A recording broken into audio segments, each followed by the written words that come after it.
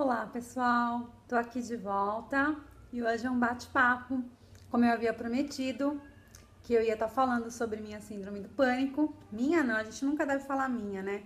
A síndrome do pânico ainda continua ruim e eu convido vocês para tomar um chazinho comigo. Então, enquanto eu falo, eu vou tomando um chazinho, então eu vou servir vocês. Olha, sintam-se servidas. Tá aqui. Então, eu vou começar a falar um pouco. Eu não vou falar como médica, porque eu não sou médica, né, gente? Eu fui uma pessoa que passei pela síndrome do pânico e faz mais ou menos uns 10 anos. Eu vou contar um pouco como isso aconteceu. Eu fazia faculdade de educação física e eu sempre fui um pouco agitada, ansiosa, mas isso nunca interferiu na minha vida em momento algum por ser ansiosa ou por ser uma pessoa que queria tudo para ontem. Isso nunca interferiu assim gravemente na minha vida. Então, um certo dia, vou tomar meu chá que eu tô cansada. Um certo dia, eu indo pra faculdade, eu sempre comia uma maçã indo pra faculdade. E eu comecei a engasgar com a maçã, engasgar com a maçã. E eu não entendia por quê. Aí eu voltei pra casa, engasgada com a maçã.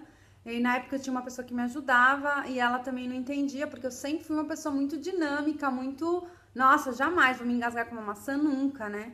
Só que por até aí tudo bem, se engasgar com uma maçã não era o problema. Então, como eu tava falando, se engasgar com a maçã não era o problema, mas a gente estava perto de algumas festas, eu não lembro muito bem, assim, exatamente o que que era, eu acho que era Natal, eu fui para Campos do Jordão e eu fui dormir, eu já vinha sentindo esses sintomas de dormir, meu coração disparava, que eu achava que eu ia morrer, eu tinha a sensação exata que eu ia morrer naquele momento. Mas era muito grande, muito grande. Eu não sentia isso, gente. Eu sempre fui muito positiva na minha vida, mas assim, muito, muito, muito positiva. Jamais eu iria pensar que eu fosse morrer. Era muito estranho pra mim essa sensação. Então eu colocava o fone de ouvido com música pra dormir, porque meu coração disparava e eu começava a ter uma falta de ar incrível. Era uma coisa assim, parecia que não tinha mais ar na minha frente. Eu simplesmente ficava parada buscando o ar de algum lugar. Eu não sei, assim, foi algo inexplicável.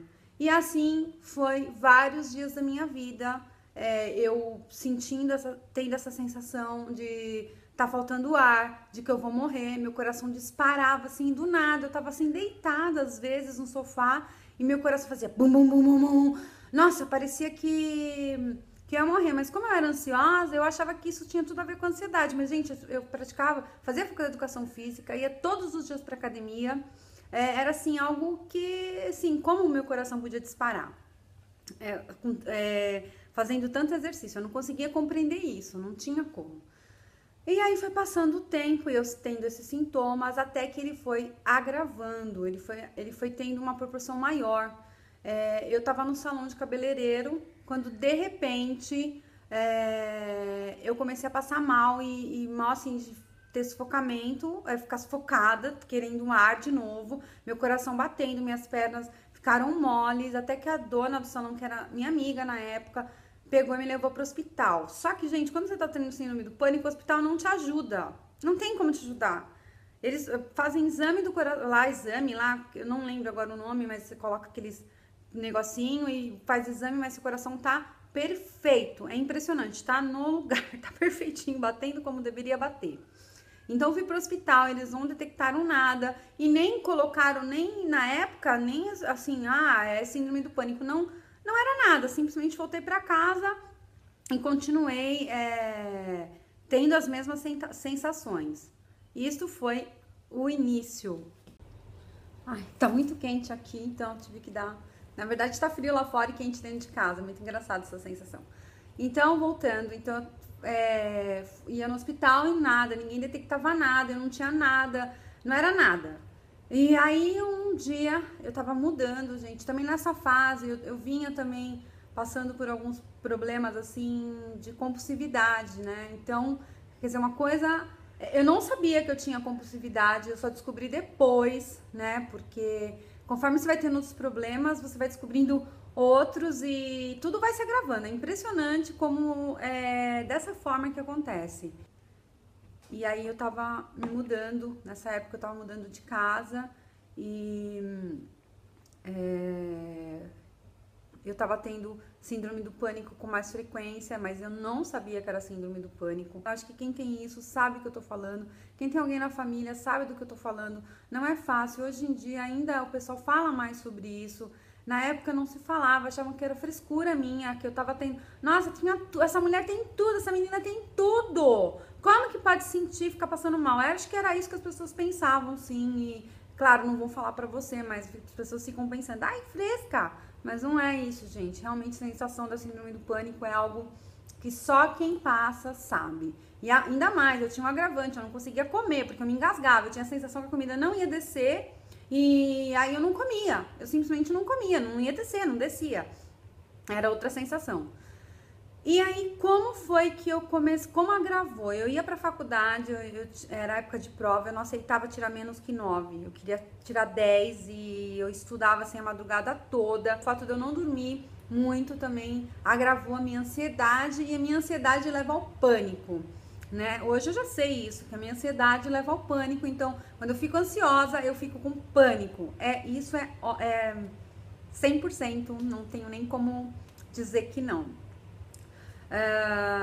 Aí deixa eu organizar aqui as ideias, gente, de cada data, porque faz tanto tempo pra lembrar assim. Ainda bem que eu não lembro tão bem, porque isso é uma coisa que quem passa sabe que é uma tristeza, não é muito fácil não, porque a gente praticamente para a nossa vida e para a vida da nossa família e consegue mudar a nossa vida. Mas a gente é forte, gente. Forte, a gente tem que ser muito forte para passar por isso e acreditar na gente. E não desistir da gente. O mais importante é não desistir. Eu não posso desistir de mim. E você que tem síndrome do pânico não pode desistir de você. E a família que tem alguém na família com síndrome do pânico, não desista dessa pessoa. Não desista. Aí eu tinha prova, tá falando da prova. Tinha muitas provas e eu ficava ansiosa. E aí eu chegava na hora da prova. Gente, eu passava mal na hora da prova. Passava mal, aí vinha o Anjos do Asfalto na época, que eu morava no Ibirapuera.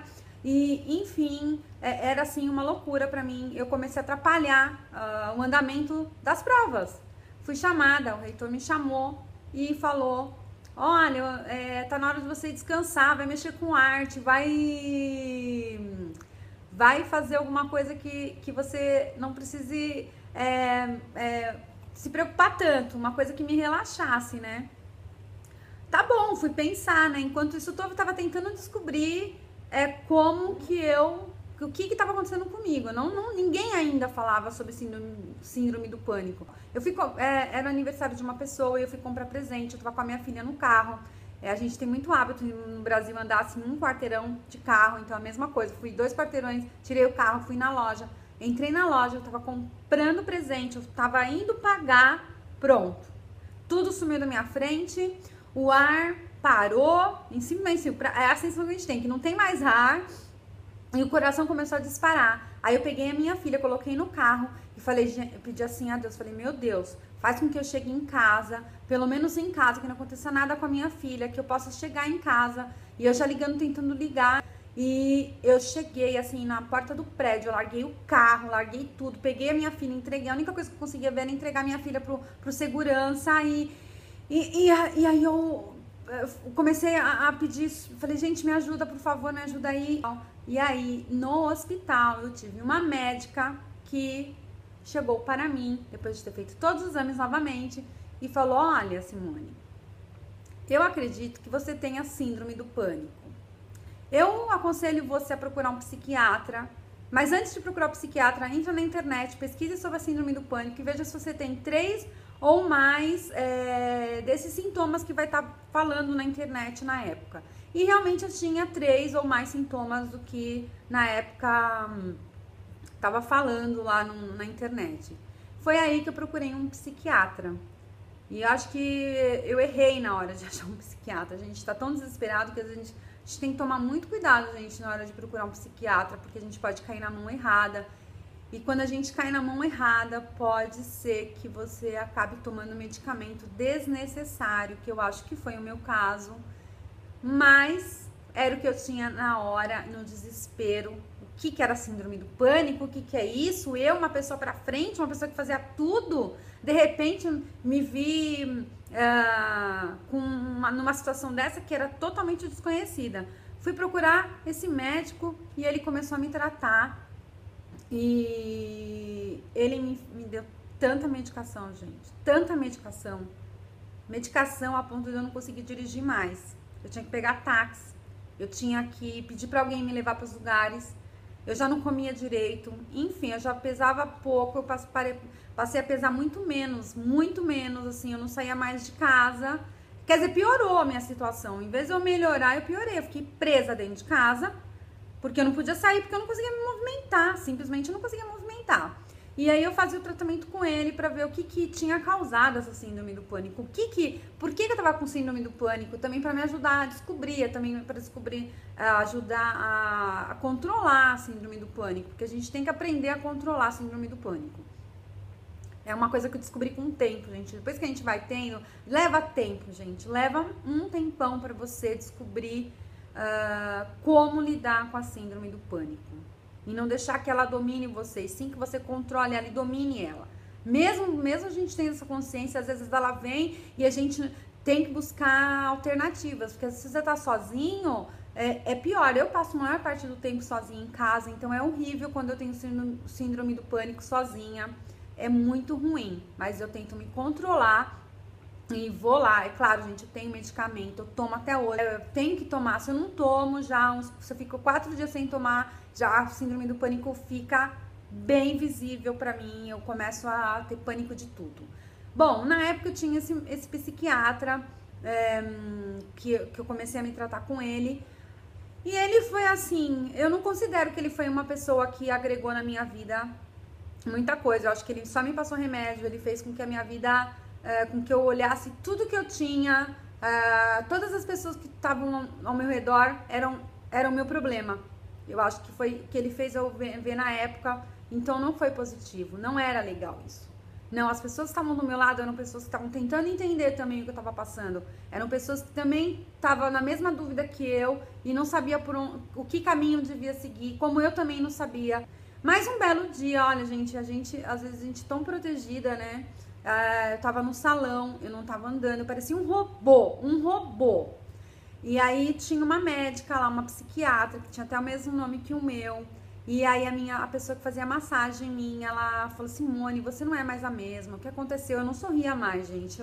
Eu não conversava mais. Eu parei de viver assim de uma tal maneira que eu não sei nem explicar, assim, lembrando que a gente volta pro passado e é muito difícil a gente lembrar essa parte e ver que a gente deixou de ser a gente por causa de outra pessoa, por causa da situação que a gente tá vivendo. E a gente tem que ser forte. E ouvir isso de alguém, ouvir isso dos seus amigos, as pessoas que faziam parte da sua vida, é realmente muito difícil. Ai, gente, vou dar uma paradinha. Então, gente, voltando aqui, a gente tem que se acalmar, porque por mais que tenha passado anos e anos, a gente é uma coisa que fica marcada pra gente, porque quando a gente passa por uma situação dessa, a gente muda muito a nossa vida e é muito difícil. Olha, de novo, não tô nem conseguindo falar. Vamos lá. Então, eu conheci essa pessoa que fazia massagem em mim, conheci a psiquiatra que tava lá. E ela ligou na mesma hora, a psiquiatra fazendo escova, ela ligou, falou: tem uma pessoa aqui que tá assim, assim, assado. Ela falou: olha, mandem no meu consultório tal hora no mesmo dia. Então, eu considero essa pessoa que foi uma salvadora pra mim. Ela foi tão salvadora que no mesmo momento que ela viu que eu não andava, que eu tava assim, dependendo de todo mundo, e não tinha só síndrome do pânico, eu tinha que vencer a minha compulsividade também. Eu tava tendo compulsividade. Uma outra área eu falo sobre compulsividade, que também, gente, assim, eu tive que tratar duas coisas ao mesmo tempo, que era ter síndrome do pânico e a compulsividade. Foi muito difícil pra mim, por isso talvez eu chore e não foi só a síndrome do pânico o meu problema.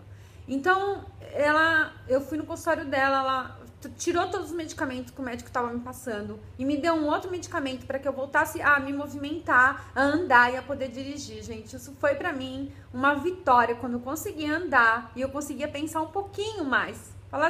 Eu tinha parado de pensar, eu não conseguia, eu era um robô. Eu fazia o que as pessoas queriam que eu fizesse. E ela falou assim, não, você a partir de hoje você vai fazer tudo que você quer fazer, mas vamos aprender a fazer tudo e vamos aprender a administrar essa síndrome do pânico. E na mesma época eu tava passando por uma fase difícil, porque quando a gente tem síndrome do pânico, nada é positivo, gente. Olha, você olha pra uma pessoa, você tem pânico. Então daqui eu preciso aprender a lidar com a minha síndrome do pânico, a lidar com a minha compulsividade, a lidar com tudo. É construir uma nova Simone. Foi aí que, claro, gente, tudo isso tem um processo muito grande, não é fácil, é difícil. Eu passei por vários médicos, gente, depois dela. Não é assim, você sai. Você tem que achar um médico que você se identifique com ele. Você fala assim, esse médico, ele tá dando o medicamento certo, ou sei lá, ele está realmente te ajudando, ele está agregando na sua vida. O médico, ele tem que agregar nessa situação. Ele tem que ser um bom médico para você. Eu fui me tratar com outro médico que me indicaram e eu realmente gostei, que é o que eu tô até hoje. E ele me ensinou como, ele mais a outra médica, claro que ele foi reforçando, me ensinou como lidar com a minha síndrome do pânico. Gente, lidar com a síndrome do pânico não é assim de um dia pra noite. Leva um tempo. Até você descobrir que momento que ela vem na sua vida. Eu, por exemplo, quando que ela vem? Quando eu tô muito ansiosa. Quando eu vou fazer viagens de avião. Quando eu vou ter que pegar um avião. Eu fico ansiosa, que eu tenho que me medicar na hora que eu acordo. Olha, eu vou, enfim, a viagem inteira eu vou medicada. Porque eu tenho síndrome do pânico e eu não quero ter dentro do avião. Porque ninguém vai entender. Ninguém entende o que você tá passando. Essa que é a verdade. Então a gente tem que ter muito controle, respirar fundo, mudar o pensamento naquele momento. Por exemplo, eu tô com falta de ar. Não tô com falta de ar. Respira fundo, faz assim uma respiração, para. Se você tiver medicamento, se você usar medicamento, toma esse medicamento que foi que o médico te passou e respira e você vai voltando ao normal, assiste alguma coisa, fala outro assunto, porque eu também, além de síndrome do pânico vindo do nada, se eu estiver assistindo alguma tragédia na televisão, pronto, aquela chamada da Globo lá, quando tem alguma coisa acontecendo, pra mim, na hora eu já começo a ter pânico e não é legal. E cada pessoa age de uma maneira e cada pessoa tem pânico de um jeito, gente. Eu podia aqui ter entrado na internet e ter puxado aqui várias sensações, ou podia ter visto aqui, ter lido pra vocês, mas não era a minha intenção. Minha intenção é passar a minha experiência pra vocês. Então, hoje, morando longe do Brasil, longe do meu médico, eu tenho que ter mais ainda autocontrole. Muito mais, muito, porque eu tô praticamente sozinha. Eu não tenho nem minha mãe pra correr e chorar no ombro dela. Beijo, mãe, te amo, obrigado por tudo que você fez por mim nessa fase, porque você esteve comigo bem juntinha ali, coladinha, me dando toda a força. E eu jamais vou esquecer. Nunca. Nem só minha mãe. Minha mãe era a base, mas minha família toda, meus irmãos, todo mundo. Beijo. Então, e hoje, gente, eu choro também nessa por isso. Muita saudade também. Eles estão longe de mim, a gente sente muita saudade. E pera aí que eu vou acalmar de novo e volto. Calmei, tô de volta. Então, gente, aí você se pergunta, como eu tava falando de controle. Eu me controlo muito sozinha, eu tenho que ter autocontrole demais, todo tempo. Não é só da síndrome do pânico, autocontrole de dizer não pra mim também. Eu era uma pessoa que arrumava o armário, tipo, camisa branca, azul, gaveta tinha que ser tudo. Enfim, foi tanta coisa, tanto transtorno que, ao mesmo tempo que eu fiquei realmente meio perdida. Fora outras coisas que eu passei, gente, não é fácil mesmo. Mas eu quero que vocês entendam o seguinte, que a gente consegue sair dessa. Consegue mesmo. Do jeito que a gente entrou e não sabe como entrou, a gente consegue sair. Eu acredito assim, que se eu conseguir, você consegue. Eu tenho síndrome de pânico muito pior do que a minha, muito pior do que a sua, muito pior que algum parente que você conhece, que é aquela que você nem sai de dentro do quarto, você vê coisas, enfim. Olha, tem N síndrome do pânico, mas essa é a minha. Ainda bem, graças a Deus, não é nada tão grandioso que eu não possa controlar e administrar. Gente, eu espero que eu tenha contado um pouquinho aí, quem tá passando por isso ou que tenha alguém na família, dá muita força, tenta ouvir essa pessoa, tenta entender que ela talvez não consiga comer, que ela talvez realmente não, o coração dela tá muito disparado ou não, mas é a sensação que ela tá tendo, é a morte o tempo todo perto dela. Então, tenta entender, dá carinho, tenta estar junto, tenta fazer com que amenize, que a pessoa vá tendo consciência de que tudo que ela está sentindo é apenas psicológico, gente. É psicológico, a gente não tá com o coração acelerado, a gente não tá com nada engasgado. E você fala assim, Simone, você tem isso até hoje? Tenho até hoje, sim. Até hoje eu tenho. Do nada, às vezes nem consigo comer, porque eu tenho a sensação que a comida não vai passar aqui, que eu vou me engasgar, e eu tenho isso até hoje. Só que eu tenho que me controlar, porque eu não posso passar fome, eu tenho que comer, né, gente? É isso aí. Então é autocontrole, então respiro, faço tudo que eu posso fazer, penso em coisas boas e aí eu começo a comer. Nem que todo mundo terminou, eu coma depois, eu como. E ver que a síndrome do pânico, ela é algo ruim, mas você pode conviver com ela, tendo uma qualidade de vida melhor e não deixando com que ela domine a sua vida e você fique escravo da síndrome do pânico. É isso aí, gente. Eu vou me despedindo aqui e um super mega beijo e até a próxima!